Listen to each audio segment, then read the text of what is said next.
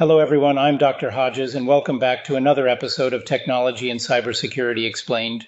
In today's session, we're going to take a foundational look at one of the most critical areas in our field, cyber risk management.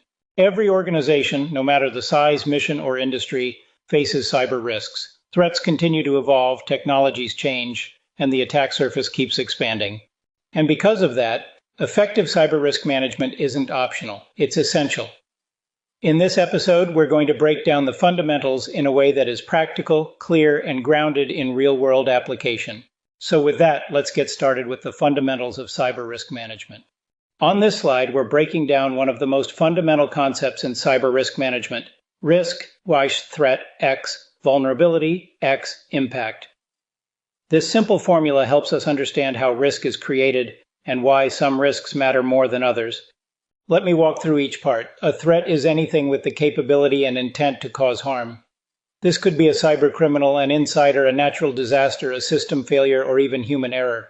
Threats represent the danger. A vulnerability is a weakness that a threat can exploit. It can be a missing patch, weak passwords, misconfigurations, poor access controls, or an untrained user.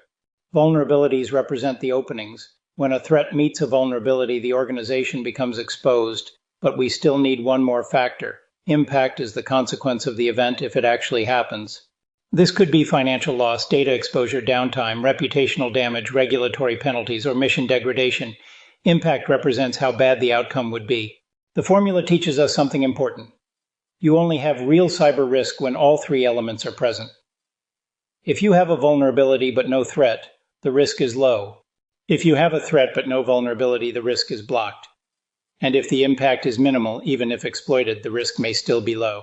But when a serious threat can exploit a significant vulnerability and the impact is high, that's when we have critical risk, and those are the risks we must address first.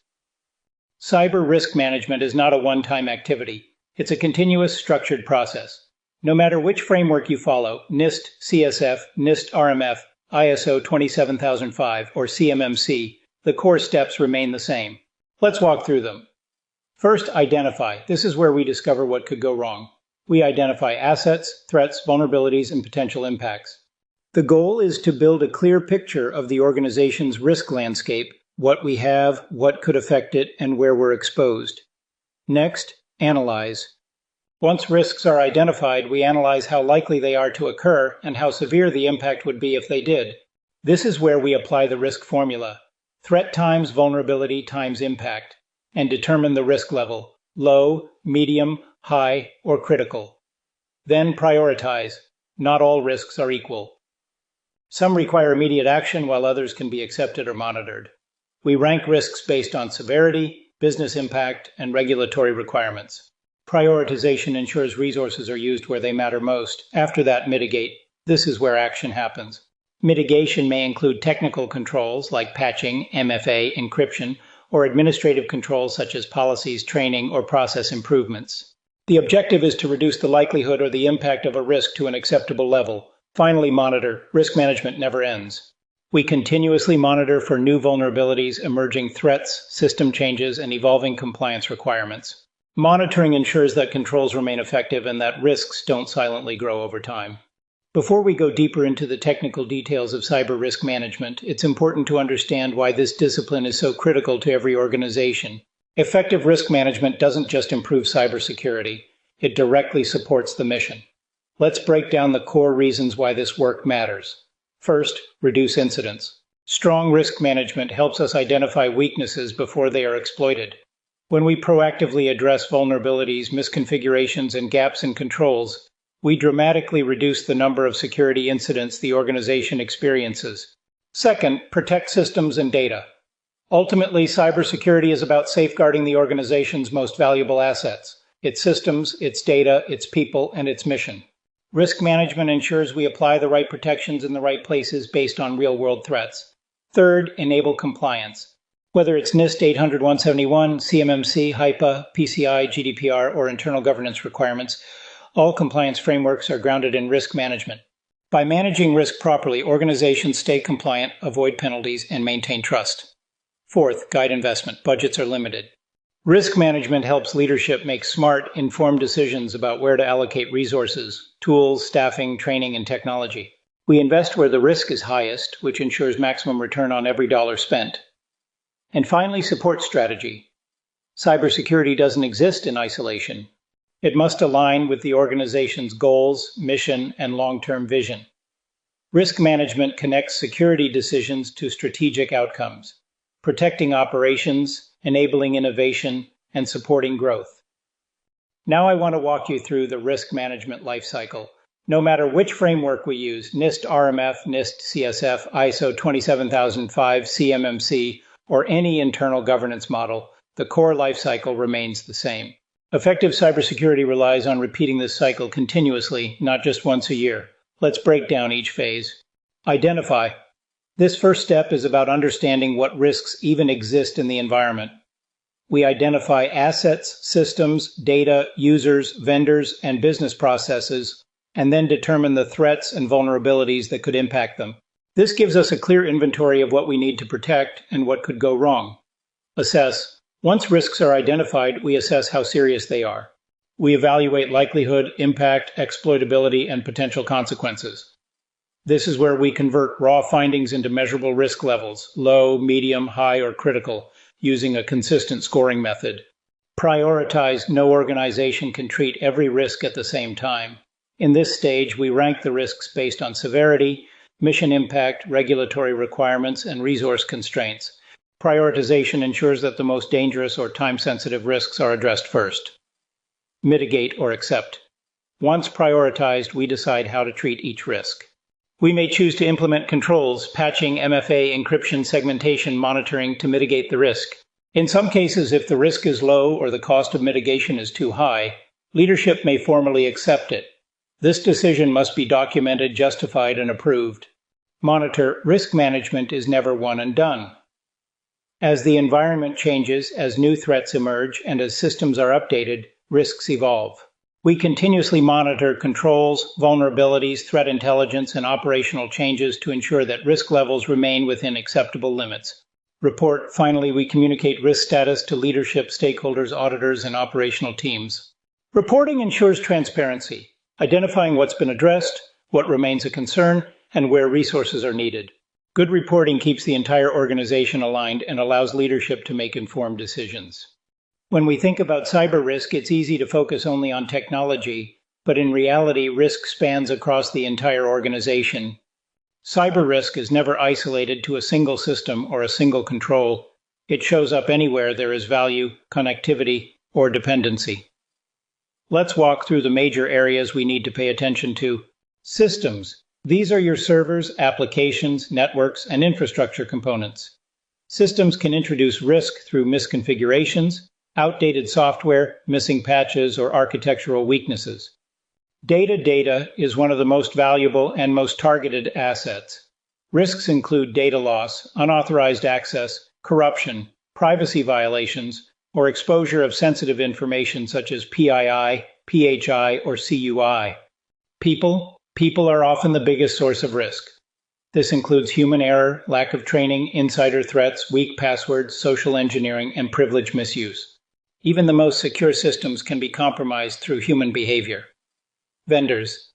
Third parties and supply chain partners expand the attack surface. A vendor with weak controls can introduce vulnerabilities into your environment, especially if they handle data, manage systems, or integrate with your network. Cloud. As organizations move to the cloud, risk shifts but does not disappear. Misconfigured storage, shared responsibility misunderstandings, inadequate identity controls, and overly permissive access can all lead to major incidents. Processes. Poor or unclear processes create gaps where mistakes happen. Weak change management, missing approval workflows, inconsistent procedures, or lack of documentation can increase operational and security risk. Physical environment. Finally, the physical environment still matters. Server rooms, access badges, facility controls, environmental risks, and physical security all play a role in protecting systems and data. When we analyze cyber risk, we look beyond just the threat and the vulnerability. We evaluate several additional factors that help us determine how serious a risk really is and how we should prioritize it. Let me walk you through the 5 major elements we use in risk analysis. Likelihood. Likelihood is the probability that a threat will exploit a vulnerability. We base this on past incidents, attacker behavior, system conditions, and environmental factors. The more likely something is to happen, the higher the risk. Impact.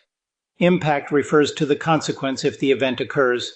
Financial loss, operational disruption, data compromise, safety issues, compliance penalties, or damage to reputation. Even a low likelihood risk can be critical if the impact is severe. Exposure. Exposure is about how wide the attack surface is. How many systems are affected? How accessible is the target? Are controls missing or inconsistent? Greater exposure increases the chance that attackers will find a way in. Dependencies.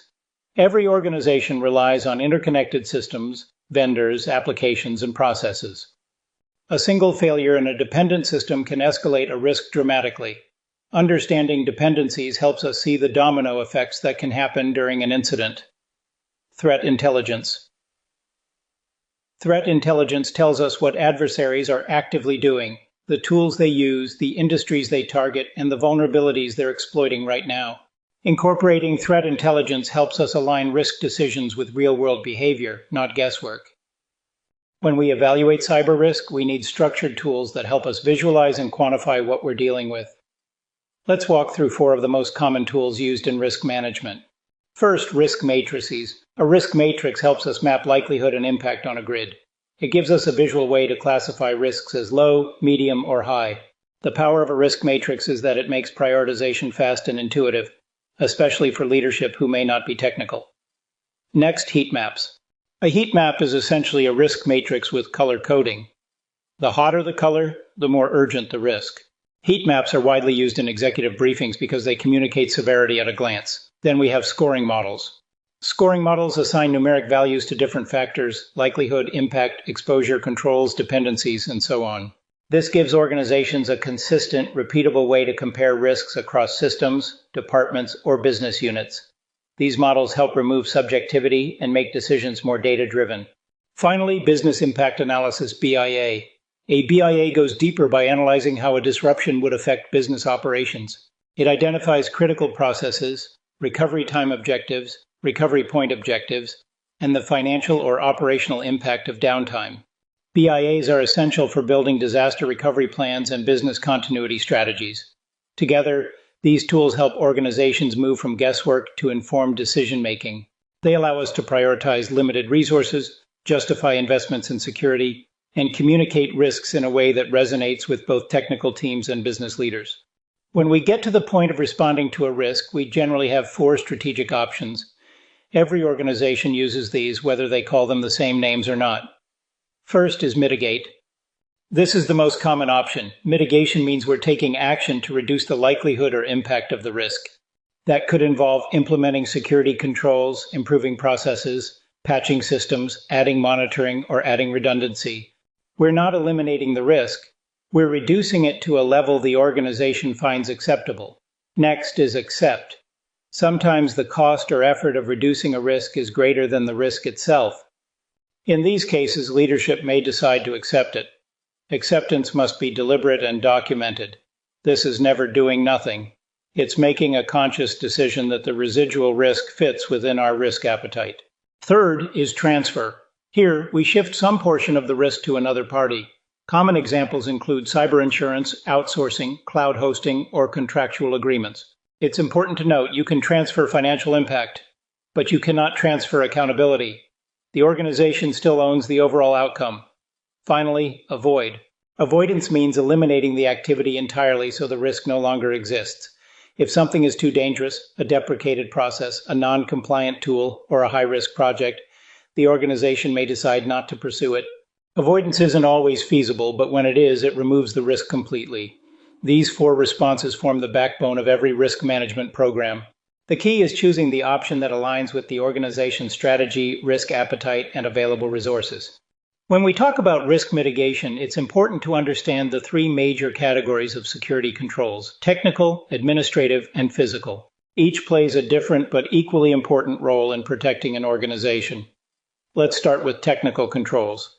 These are the technology-based mechanisms we use to protect systems and data. Think of things like firewalls, encryption, identity and access management, endpoint protection, intrusion detection, and monitoring tools. Technical controls help automate enforcement of security policies and respond quickly to threats. Next, we have administrative controls. These are the policies, procedures, and governance mechanisms that guide how people behave within the organization. Examples include security policies, training programs, risk assessments, vendor management, change control processes, and incident response plans. Administrative controls set the rules, define expectations, and ensure accountability. Finally, there are physical controls. These protect the actual facilities, hardware, and environments where systems operate. Think locks, badge access, cameras, guards, HVAC protection, fire suppression, and secure storage for servers and backups. Physical controls ensure that unauthorized individuals cannot walk into a server room or tamper with equipment. Together, these three categories, technical, administrative, and physical, create a layered defense. No single control is enough, but when they work together, they dramatically reduce risk and strengthen overall security posture. Now let's talk about the major cybersecurity frameworks that guide how organizations manage and reduce risk. These frameworks aren't just checklists. They provide structure, maturity, and consistency in how we secure systems and protect data. First, we have NIST CSF, the cybersecurity framework. This is one of the most widely adopted frameworks in both government and industry. It's built around the 5 core functions: identify, protect, detect, respond, and recover. It helps organizations improve their overall cyber posture in a flexible, risk-based way. Next is NIST SP 853, which defines a comprehensive catalog of security and privacy controls for federal information systems. It is extremely detailed and is used heavily in environments that require high assurance, such as federal agencies and contractors. Then we have NIST SP 800-171, which is specifically focused on protecting controlled unclassified information, or CUI, in non-federal systems. If you work in the DoD or federal contracting world, 800-171 compliance is foundational. ISO 27001 is the leading international standard for information security management systems. It takes a governance and process-driven approach focusing on continuous improvement through the Plan, Do, Check, Act cycle. Many global organizations use ISO 27001 to demonstrate international security credibility. In the U.S. defense ecosystem, we also have CMMC, the Cybersecurity Maturity Model Certification. CMMC builds directly on NIST 800-171, but layers in maturity processes, assessments, and verification to ensure contractors are actually implementing required protections. If you happen to take CYB 714, I go deeper into CMMC. And finally, the CIS controls, which are a prioritized set of safeguards that offer a very practical, tactical starting point for improving cybersecurity. They focus on the most common real-world attack patterns and are especially helpful for organizations that need immediate, high-impact improvements. Together, these frameworks create a strong foundation for managing cyber risk. They guide how we protect data, secure systems, and ensure compliance in a rapidly evolving threat landscape. When we assess cyber risk, whether for our own organization or for a vendor, we need to look beyond the technology itself. We need a full picture of how well the organization protects its data, manages access, and responds to incidents.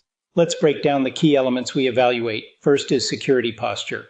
This refers to the organization's overall readiness to defend against cyber threats. It includes their policies, controls, detection capabilities, response processes, and the maturity of their security program. A strong security posture means they're proactively managing threats, not just reacting when something goes wrong. Next is data handling. We need to know how the organization collects, stores, processes, transmits, and disposes of data, especially sensitive or regulated data. This includes encryption, retention practices, third-party access, and how data is protected at rest and in transit. Poor data handling is one of the biggest contributors to breaches. Then we look at access levels. Who has access to what? How is that access managed? Are least privilege and role-based access enforced? Do they use MFA?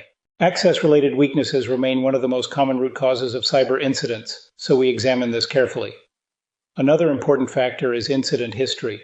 Has the organization experienced past breaches? How did they respond? What lessons were learned? A history of recurring incidents or poor transparency can signal deeper foundational issues in their security culture or processes. Finally, we look at compliance certifications. Frameworks like ISO 27001, SOC2, FedRAMP, CMMC, and others show the organization has gone through formal assessments and meets defined security standards. While certifications don't guarantee security, they do demonstrate a baseline level of maturity and accountability. Together, these areas, security posture, data handling, access control, incident history, and compliance, give us a well-rounded view of organizational or vendor risk. They help us decide who we can trust, where we need compensating controls, and how to manage partnerships safely. When we look at cyber risk management, one tool that often gets overlooked is cyber insurance. But it plays an increasingly important role, especially as threats grow more sophisticated and the cost of incidents continues to rise. Let's walk through the key considerations. First is coverage. Cyber insurance doesn't just cover data breaches. It can include ransomware response, business interruption, data restoration, regulatory fines, customer notification, and even PR support. It's important to know exactly what is and isn't covered because policies vary widely across providers. Next is incident response support. Many insurers now bundle IR services directly into their policies. That means when an event happens, you get immediate access to forensic teams, negotiators, recovery specialists, and communication experts. For smaller organizations without an internal SOC or IR team, this support can be invaluable. Another critical benefit is legal guidance. A good cyber insurance policy provides access to attorneys who specialize in privacy, litigation, and regulatory compliance. They guide the organization through breach reporting, contractual obligations, and interactions with regulators, areas where legal mistakes can be extremely costly. Finally, we need to understand that premiums are tied to maturity. Insurers increasingly evaluate an organization's security controls, MFA, logging, EDR, patching, backups, and more. The stronger your cyber posture, the lower your premiums. In some cases, lacking basic controls can make you uninsurable altogether. Cyber insurance is becoming a maturity-driven market. When we talk about cyber risk management, identifying and assessing risks is only half the job. The real impact comes from how well we communicate those risks to leadership, stakeholders, and decision makers. That's where these reporting tools come into play. Let's start with scorecards. Scorecards give us a simple visual way to track performance against key security objectives. They help leadership quickly see what's on track, what's lagging, and where immediate attention is needed. Think of them as the report card for cybersecurity health. Next are dashboards. Dashboards provide real-time or near real-time insights. They combine multiple data sources, alerts, vulnerabilities, incident metrics, compliance status into a single pane of glass. They're especially valuable for security teams who need fast, actionable visibility. Then we have heat maps. Heat maps visually highlight risk severity by pairing likelihood and impact. High-risk items show up in red, moderate risks in yellow, and low risks in green. Executives love heat maps because they provide clarity at a glance and help prioritize investments. Another critical tool is KRIs, or Key Risk Indicators. KRIs are measurable metrics that warn us when risk levels are increasing. Examples include patching SLAs, phishing fail rates, access violations, or vendor SLA deviations. KRIs help us move from reactive to proactive risk management. Finally, we have executive summaries. Executives don't want technical details. They want clarity, relevance, and action. Executive summaries highlight what matters: the top risks, their business impact, trends over time, and recommended decisions. They connect risk to strategy, operations, and cost. Thank you for joining me for this episode of Technology and Cybersecurity Explained. Thank you, and I'll see you soon.